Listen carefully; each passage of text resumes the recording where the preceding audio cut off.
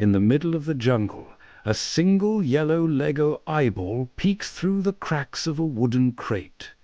It doesn't blink. We are on Isla Nubla, 120 miles west of Costa Rica. A dinosaur theme park built from almost 5,000 Lego pieces. And right now, something is very, very wrong. A bulldozer shoves a crate.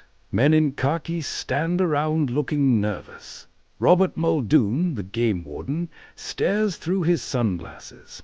He tells his men to move it. The crate shivers. It growls. Muldoon whispers, "Don't let her know you're afraid." A worker climbs up. Suddenly, the panel flies off. It smacks him in the chest.